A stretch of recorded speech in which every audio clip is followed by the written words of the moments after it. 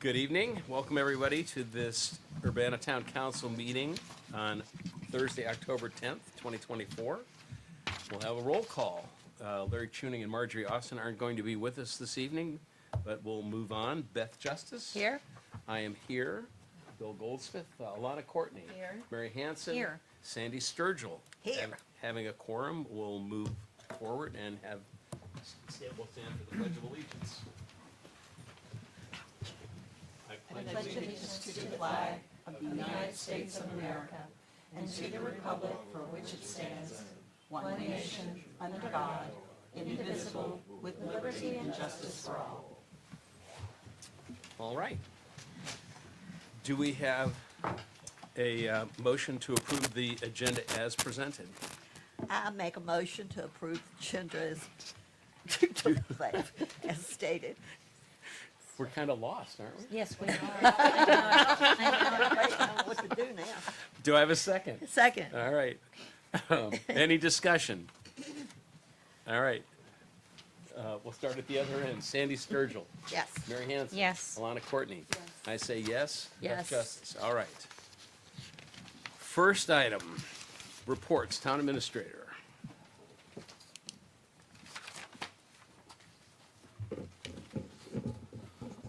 Evening, Mr. Mayor, members of council, ladies and gentlemen. A few meetings and actions to report. Financing for the well project is progressing with USDA advising of a rate drop. And the documents for the closing to reflect that are being updated by bond counsel accordingly for the closure. We've also received an extension from the Virginia Department of Health to address the related compliance issues. Following the Finance Committee, a couple of weeks ago, we had a small group meeting regarding the DMV Select with some elected officials from both the town and the county. From that meeting, we had some options devised. Those were written up and sent to the Commissioner of the Department of Motor Vehicles, and we're awaiting a reply. I've submitted a request for performances by military band for July the 6th. And await a response. Now, I found out today that they won't even consider these until 60 days out, so we have plenty of time to come up with a fallback plan. But I wanted to put something in our hip pocket for next July.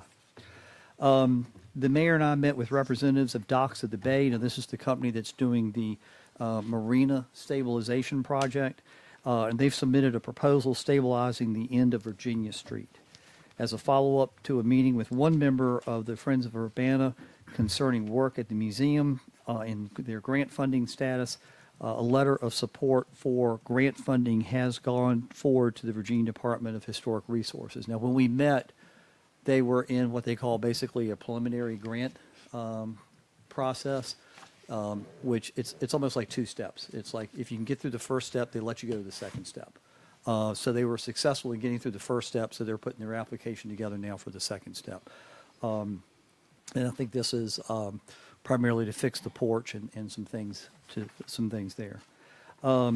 Progress continues on getting the Dominion poles out of downtown, and I'd be happy to take any questions you all have at this time.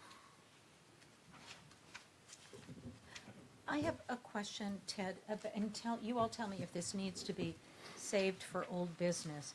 But it's not about these items, it's about the paving of streets that has been done. Where should I bring that up, here or? You can bring it up now. I mean, that's fine. Okay. Yeah. Are they finished with paving the side streets? I noticed that they did line Virginia Street like today, I think. But the state of paving of the side streets is very irregular. It's a shoddy job.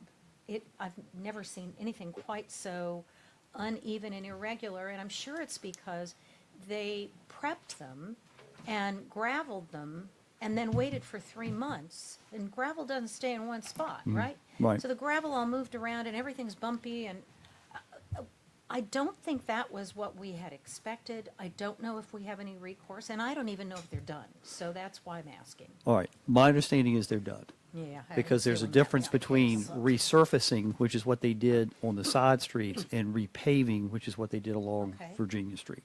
Okay. Well, the surfaces are worse on the side streets than they were before they I resurfaced. I can bring it to the VDOT's attention and ask them to go back and do some post-quality control. But my understanding on that project, again, it's a VDOT project I because they're know, VDOT I roads, know. is that they were doing multiple jurisdictions from the northern neck on down into, I think even into Hampton Roads, like Pocosin. I'm not sure about that, but they were coming down pretty much down. And there is a delay process between what they do the first go-round Yeah. and what they do in the second go-round. Right. I do know that they got to us earlier than they were supposed to on both phases, but you're asking a qualitative. I'm asking Yeah. about the quality, and I'm not a person who expects perfection, but in my view, there were, at least my street, I for can- I minimum, can- I can- and Prince George, because I've walked both of them, I can are certainly worse than reach they out. were before. I can reach out to VDOT Okay. tomorrow and give them the concern. Thank you. I'll also tell you that we've reached out to Hampton Road Sanitation District about the patch existing between about Rappahannock down to the fire station and asking Okay. why was that skipped over? Oh, okay. Okay. Because Okay. that has some potholes in it and some Yes, repair it does. spots. And we're It 3 weeks out from Oyster Fest. And we're 3 weeks I out from know, Oyster Fest, yeah. I know. Yeah. So, Thank you. okay. Can I ask a question about the Docks of the Bay contract or Mhm. what they've proposed at the end of Virginia Street? They've proposed to, and I'm still trying to negotiate with them. They've proposed, they called them coconut logs, but Yeah, it's they're- like they're- a husk. they're Basically, things to stop the flow sequentially, like terracing it, if you will. Well, I hope, because, that has been so flooded. Right. Continually, you wouldn't believe the stuff that washes up there. And this is, It's a mess. and this is not going to take care of the water coming up. This is to control the volume and the rate coming down. Right. So it's as the mayor described it, they're, Yeah. they call them coconut logs, but basically they're just wraps of vegetative material Okay. with a bit of like a French drain in front of it.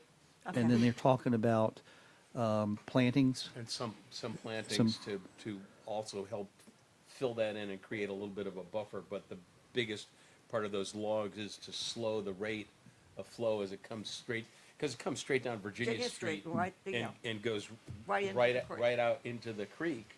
But we're not And there's doing nothing in the anything way. about the water that's coming up in there. Yeah, that, I mean, it's a mess, and so whatever they do is gonna be, I have no idea how you control that because Sea level that's just rise. good old high tide, full moon high tide, sea level rise. well, when we build the retainer wall, in the second phase of the condos, and we're gonna raise our retainer wall, I feel like that's gonna even make more of a problem. I think a retainer wall is about all is what really needs to happen there. Is that a bulkhead? Wouldn't that be a That's the- bulkhead, yeah, not yeah. a retainer wall? Yeah, a bulkhead. A bulkhead. Because if it's, I would think that water that comes up on airs would be pushed over that way, I would think, It's got to go somewhere. yeah. it's got to, but if something like that happens, then we should coordinate with the Montagues, because if we build a retaining wall adjacent to your drain, then all of it's gonna go between our wall and the open spot that he's got, because We he, talked about this Yeah. extensively before when we talked Right. about, Well, we're about scheduled. what to do down ours is there gonna be and the done in different about 2 walls. one years. at a time. And the walls, the different Mm-hmm. walls, and then that gap in between and the problem that was gonna create, but nothing was ever done. Right. Right, but I know that we're scheduled to do ours probably in 2 years. So just be aware. Yeah, and Yeah. their proposal was plantings and there's essentially biodegradable logs that It's a barrier. get in the way to break up the flow so that it doesn't just rush down there. It gives it a path that breaks it up some.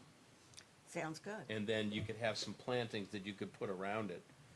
And then that's where, once we get a basic stabilized format, then we can maybe impose on our friends to come up with a plan to try to figure out something that's more cosmetic.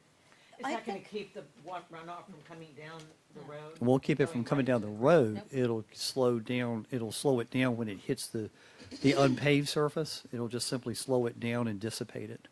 I'm surprised that Chesapeake Bay Act would even let them pave that part of the road, because it's just flowing everything right into Urbana Creek. It was paved probably years before the Chesapeake Bay Act, so and then you have your intensely developed area exemptions, and so they could probably argue, because at the time it was accessed down to the Payne's Crab Shack, water dependent use.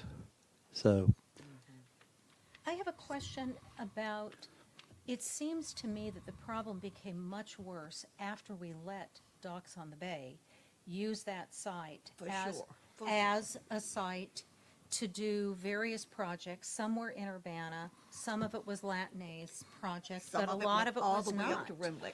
All the way up to Remlick, and they used that site, and it seems to me that it got lower and lower and lower. And I expressed concern at the time that no, it didn't look like any remediation was happening. And Garth said, oh, well, we let them use that in exchange for something, and I was never really clear on exchange for what. But I think it's No. worse as a result of what they did, and I don't think they ever remediated, took any remedial action, and I think they should Now, have. they And I think that promised they needs were to gonna be. put it back Yep. just the way it They was, did. and they I don't did think not. they ever did, so, and the Did not. flooding is definitely worse than it used to be. Now it looks like you could just walk right out into the water most Uh-huh. of the time. It was never that way, there was a drop. Well, they came in there, because it was right next to my Right. bedroom window, they dumped these big They did. boulders, I'm gonna say, did. early in the morning, and if they would dump those, then they had a forklift or something on a barge, and they'd pick them up, put them on the barge, and haul them up to Remlick. Right. Because they could not get to the project they had there, so Right. they used our property for Right. that. Right. One of the things they did for us down there, if you remember, all of the old Those posts. decking and Pilings. pilings and stuff that were in the water, they pulled those out for us. And, You know, a big deal. They had to pull them out to get their barge in there. well, right, but that was the trade-off. They would Well, that wasn't for much the of use of this. That was a bad deal. Yeah. I do think that there needs to be some discussion with them if we're, I know we continue to use them, and I know they've done some good work for us as well. But they did change that site. They definitely changed that site by their use, and they didn't remediate it. we did discuss that day. Did you? Yeah. And it was basically not part of the deal What was not part of the deal? to remediate. Yeah. that- Part of Garth's deal. Well, they Yeah. told me they were personally, but that was. Oh, okay. If it's not in writing, Yep. Yeah, we yeah, found. Yep. it's not going to be Right. enforceable. Wow. Too bad. So that trade-off is what you got, the clearing out of the area. That's what you got. Any other questions? I think that's got it. Thank you. All right. Thank you. Treasurer's report.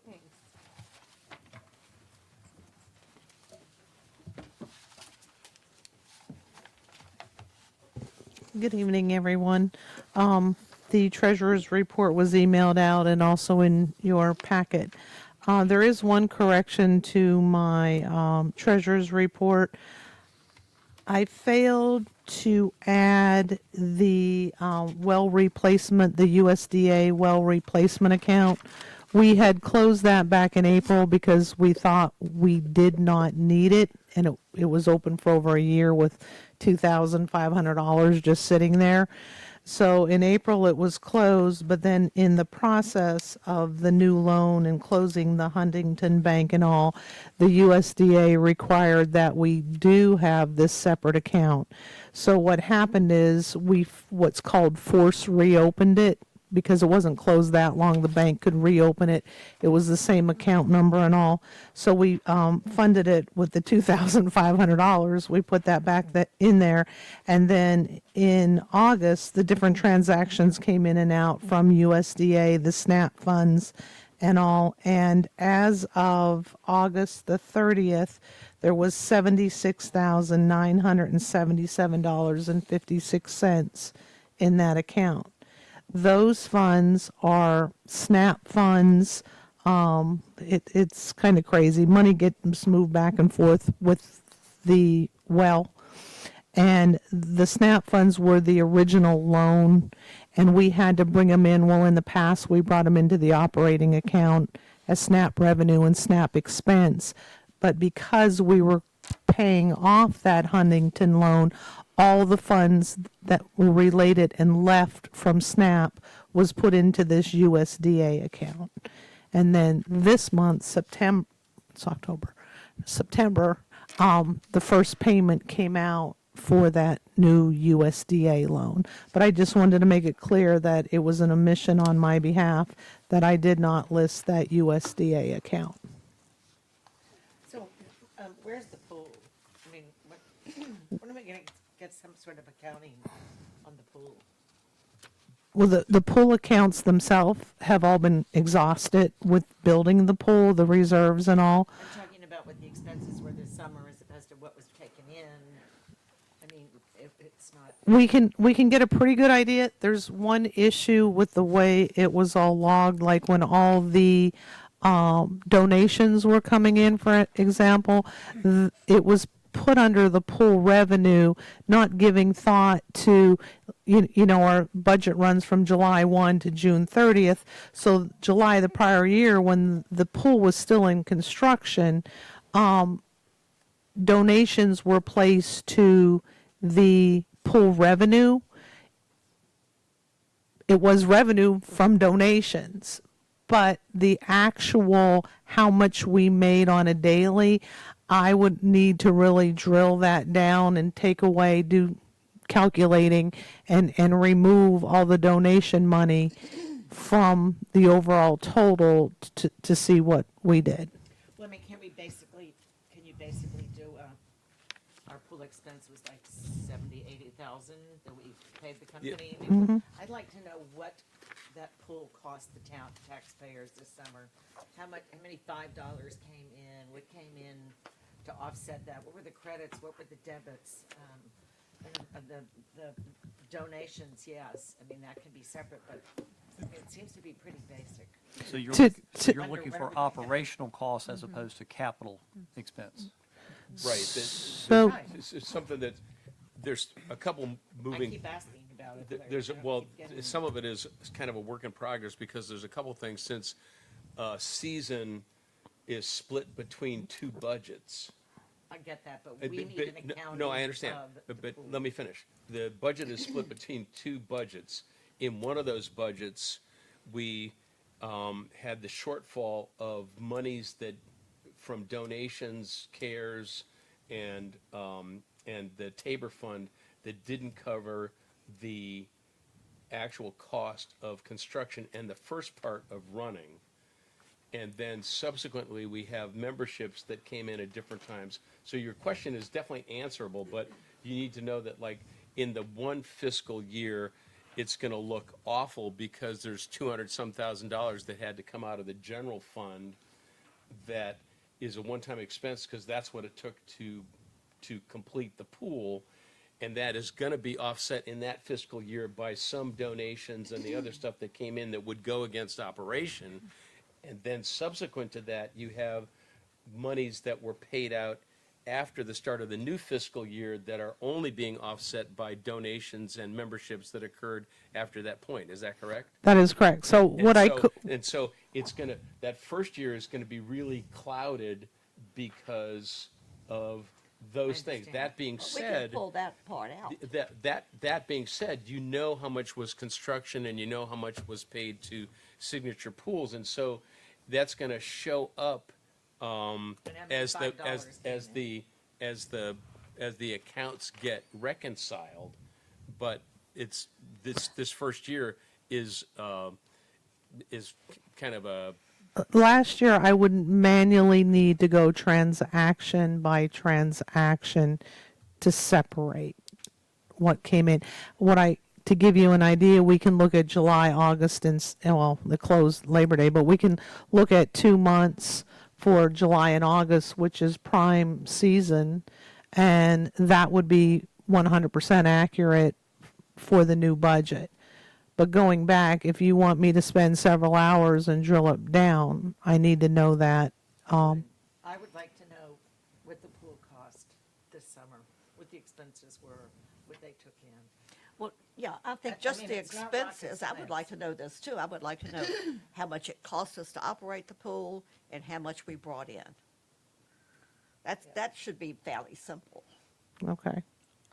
I do not know if I can have it to you by the next meeting. I'm scheduled to start taxes next Wednesday, so that's a huge undertaking and needs 100% of my attention, but I will get you this as Yeah, I'd fast have as you I come can. up and somebody can throw the information in front of me, I could separate it.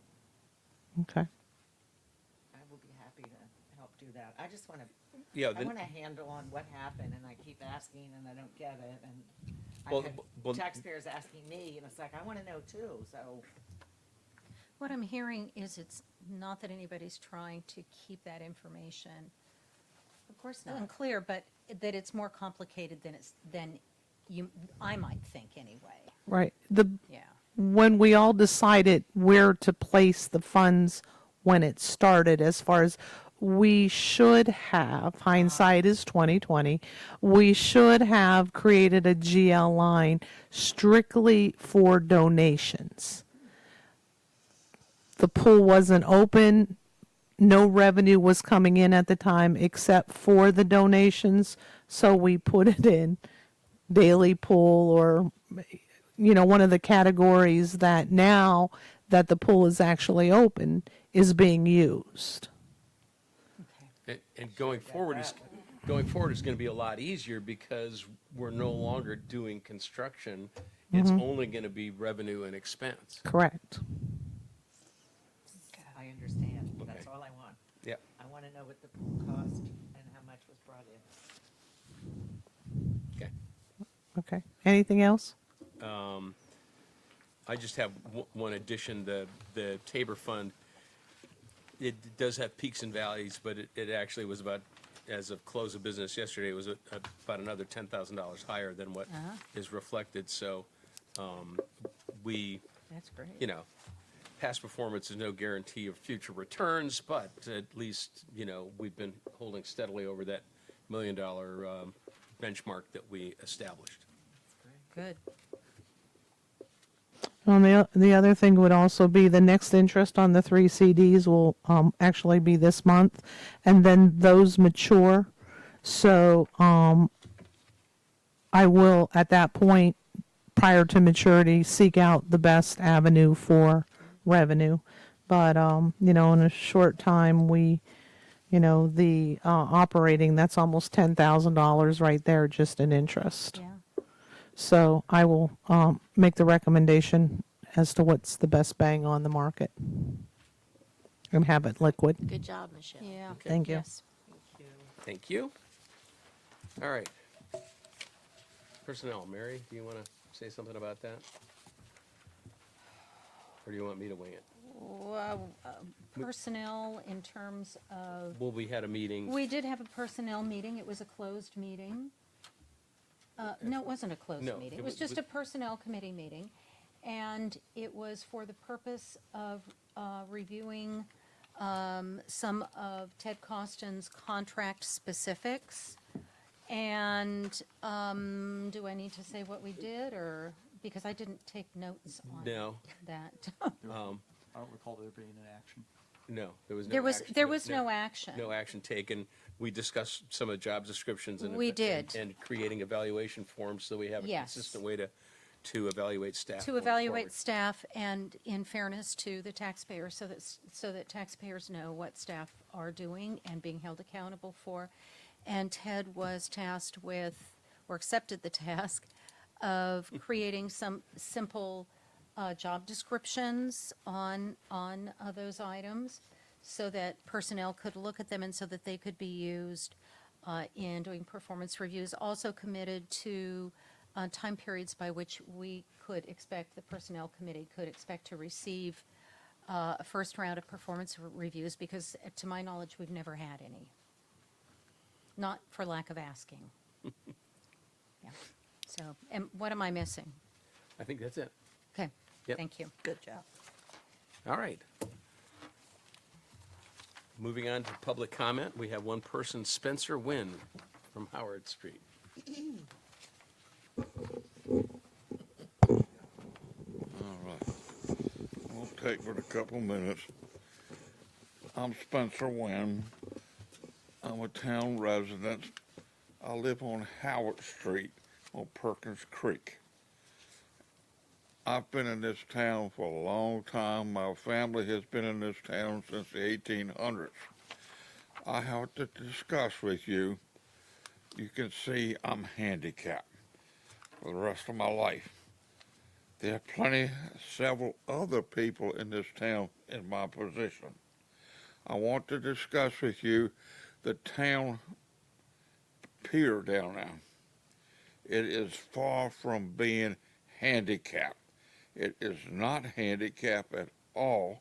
I have seen people fall getting out of boats and getting up those 2 steps. I would appreciate it if somebody would look into it. The second thing is, it probably rubs some people, but at one time over there on Payne's Crab House, that little stretch in there that belongs to the town, they want the kayaks there. There was supposed to be a pier on town council at one time. I look at the kayaks and it's enough room for the kayak people and the pier people. The pier is a plus for the town. It gets people using it. They come down. It gets boaters coming into it. It gets commercial guys like I am, crabber. Now, if somewhere along the line it got ditched, I would appreciate it. If I know it probably rubs some feathers somewhere along the line, but somebody needs to look into both of them. Over at the boat ramp, I'm sorry, but if somebody hurts himself, the town is liable for it. It's an open book, so I appreciate if the town would just look into it. You don't need all these big engineers that cost a lot of money. You need common sense people to just look at it and know what to do and fix it. And I'll thank you. Well said. Thanks. Thank you. All right. Any, do you want to? Mr. Putney, I'll put your name down here. I signed that one. Oh, okay, what do you, That's okay. oh, okay. So, yes, why don't you hand me that sheet and I'll put it with this one.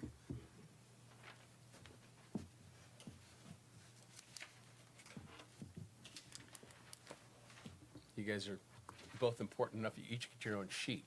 You want me now? Yep. Yeah. All right. Good evening, Town Council. Meriwether Putney, 36 Meadow Lane, Urbana, Virginia.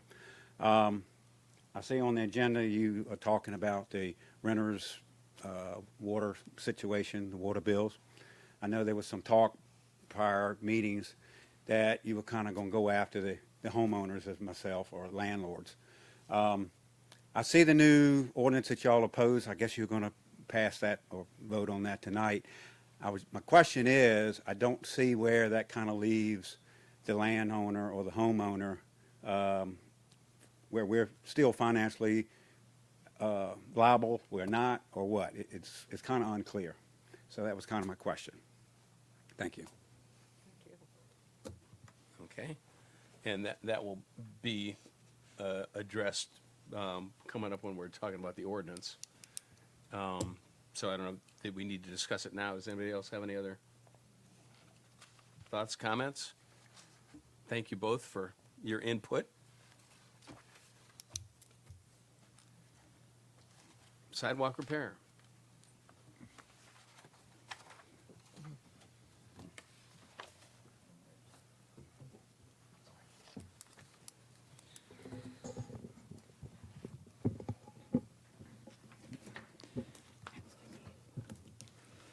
All right. Mr. Mayor, members of council, ladies and gentlemen, at the council's recent meeting, you all acted to move forward with sidewalk repair along Cross Street. Weather delayed that sidewalk repair, but I had already scheduled a walkover with the contractor to look at Virginia Street. The contractor is suggesting doing both phases, both Cross Street and Virginia Street, at the same time. It would take a total of 3 days. So that council could consider this option, we held up the Cross Street project. That allowed us a little extra time to have some weed control done. The additional work along with the original, as I said, would only take about 3 days, and that can be completed prior to the Oyster Festival. They're holding some time, a time block for us for this project. The additional portion would come to a total of $5,998. That's in addition to what's previously been approved. But as I've noted previously, the sidewalk repair has been in the budget for several years, and it wasn't expended, so it carried over. So you've got the money to do the project. And what the staff recommendation is that you authorize me to execute the contract with Jack Crete of Virginia to go forward with the sidewalk repair on Virginia Street. That's the contract you have in front of you. This, again, is in addition to the one already approved for Cross Street. And I'd be happy to take any questions you have. You've got the proposal in your packet and all their certifications, and they've done a recent photograph update on what exactly would need to be done. You can see that throughout the document. Be happy to take any questions. I would just like to say as many trip hazards as we can get rid of before Oyster Festival, I Yep. think is in our best I interest. think so too. So, Can they do it before then? Yes, they can do it before then. Uh-huh. Yeah, if we let them know like tomorrow, they're holding a block of time for us. Do you want a motion? yeah, there's no other Okay. discussion, then there's a sample motion in the packet if someone would like to take the initiative.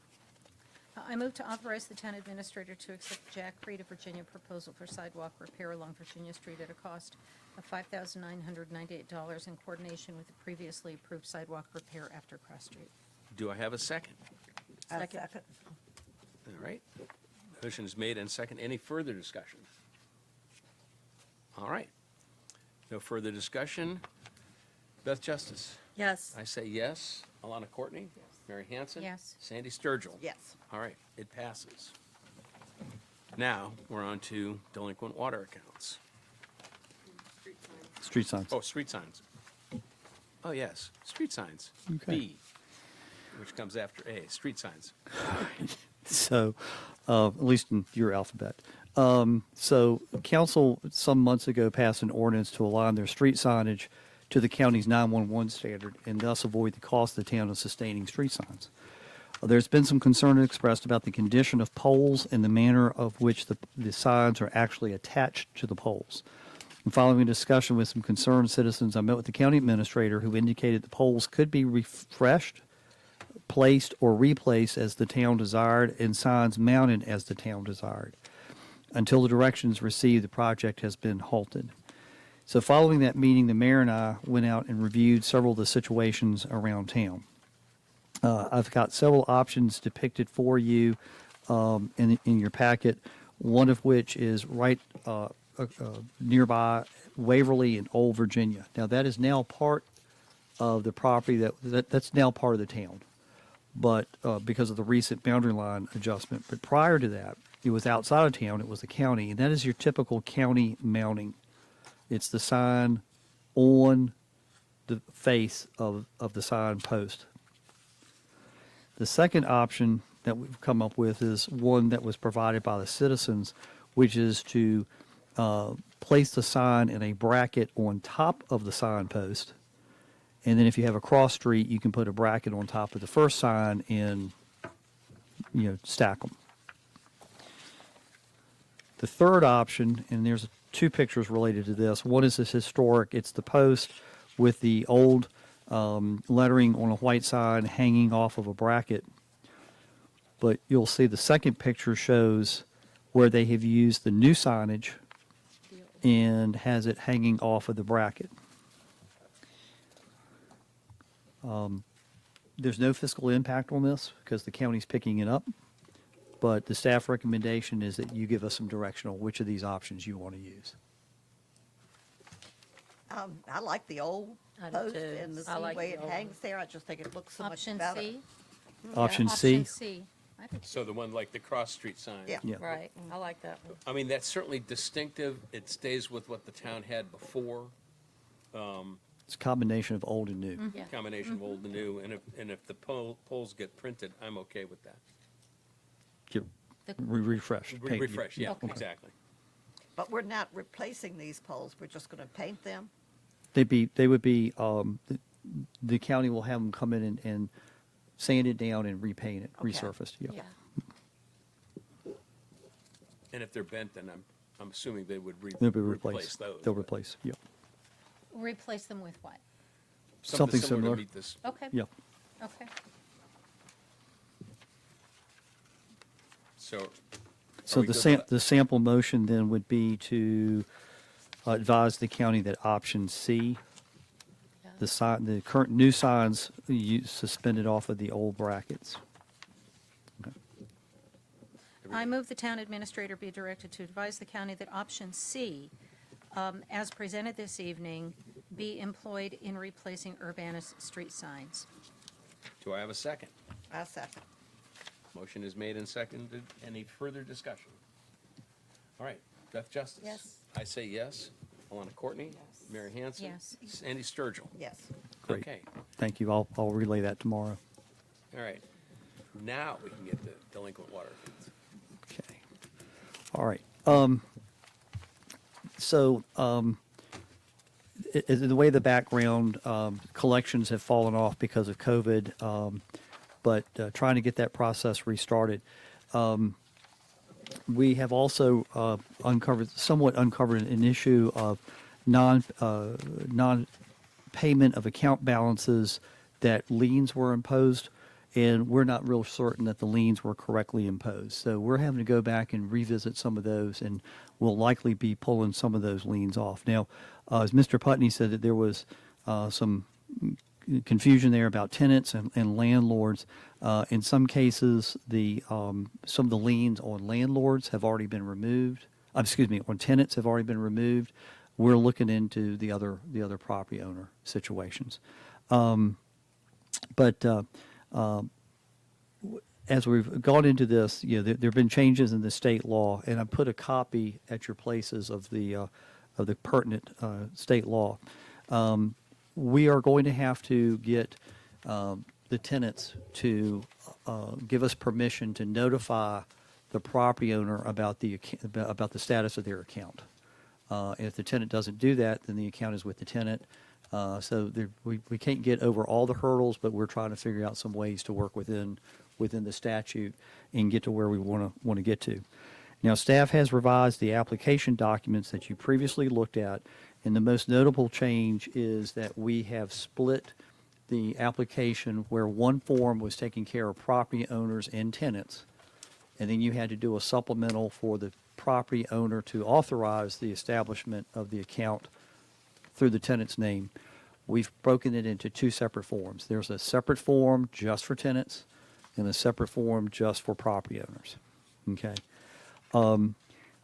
What we have discussed is sort of a timeline of how to move forward. And I want to be clear, you're not looking at an ordinance tonight. You're looking at a policy. Okay, so it's not an ordinance, it's a policy. You're acting under your current ordinance in state law. What we're doing is a policy that kind of gives us a little teeth in moving forward with the with the process that we've outlined before, which is, and much of this is already in it is state law. You cannot seek repayment until the account is past 60 days due. You have to provide a notice. The notice has to be provided at least 10 days prior to disconnect. You cannot I think we've gone through this last month. You cannot disconnect on a Friday. You cannot disconnect the day before a holiday. You cannot disconnect when the temperature is going to be 92 degrees or above. That's really what's laid out here in the policy. And again, much of that policy is reflected in information that's provided to the applicant when they set up their account, and it's provided to them when they get a notice of disconnection for lack of payment. I'd be happy to take any questions you have at this time, but what we would, staff would recommend is that you adopt the disconnect policy and direct staff to begin notification of collection efforts that will begin in January of 2025. So basically, between now, if you all act as recommended, between now and January, it's public education, it's public awareness, and hopefully some bills come in, some money comes in. But then in January, we're starting with the top 10, 15, 20, so that we can whittle those down. Be happy to take any questions you have. With regard to what Mr. Putney was referring to, the new forms provide a provision that notifies the property owner if the tenant goes in arrears.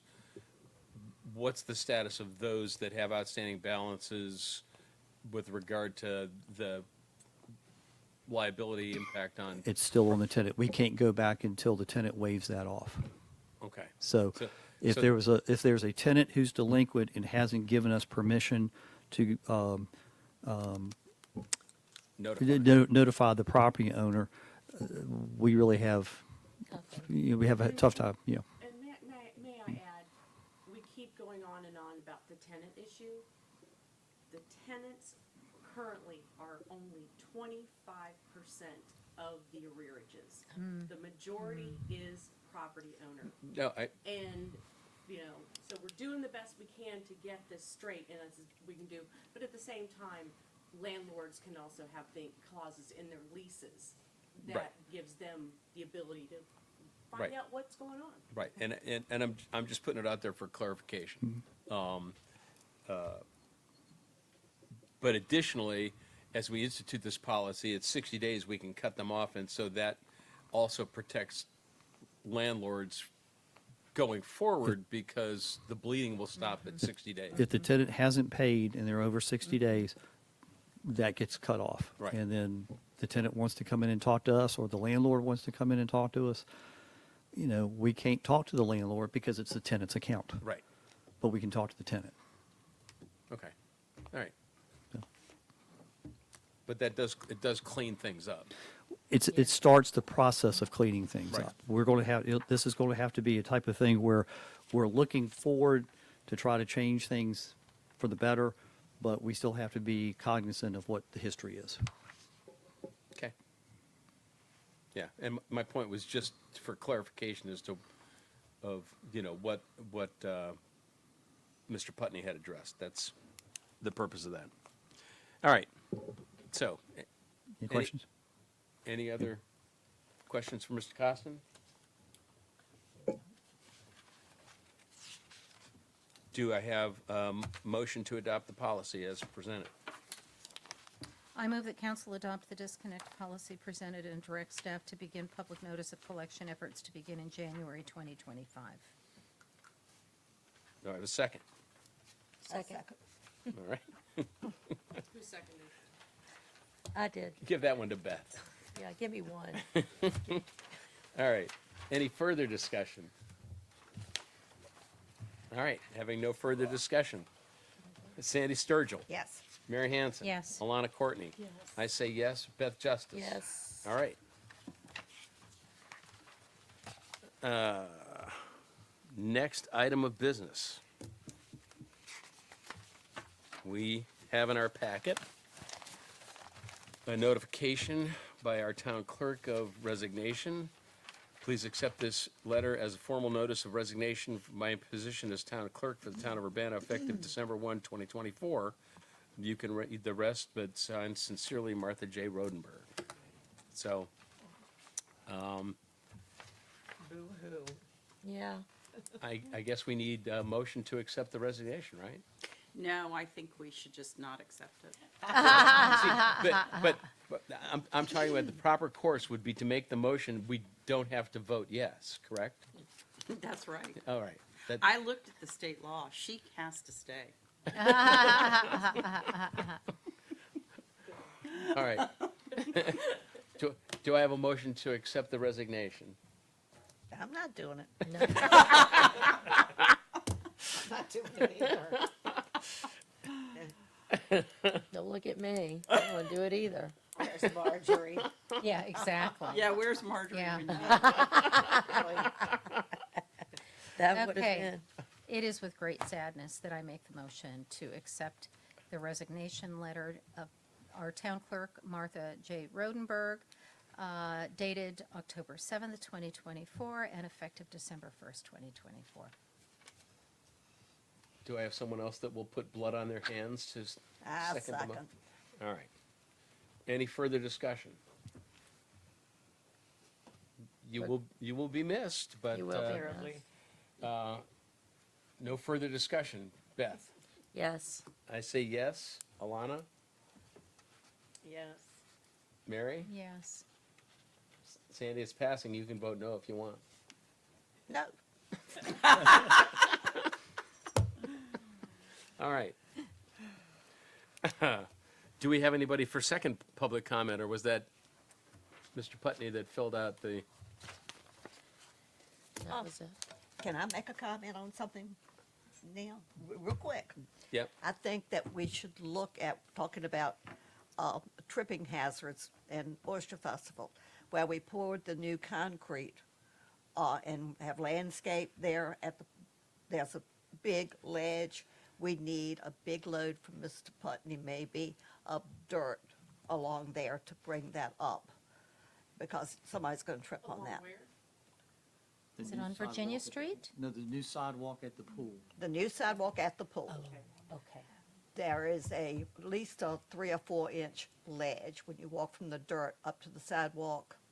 And it's a real tripping hazard, and I think for Oyster Festival, we need to get dirt put in there. Okay. Good catch. Yep. All right. Time for a closed meeting. Someone want to? Mr. Mayor, you could just ask for a motion to go into closed meeting for the reasons stated on the agenda. Perfect. Do I have a motion to go into closed meeting for the reasons stated on the agenda? I move to go into closed meeting for the reasons stated on the agenda. All right. Do I have a second on that? Second. All right. Beth Justice. Yes. I say yes. Alana Courtney. Yeah. Mary Hanson. Yes. Sandy Sturgeon. Yes. All right. Thank you all for coming. Thank you. Thanks. Thank you, thank you. Bye, Robbie. Bye, Robbie.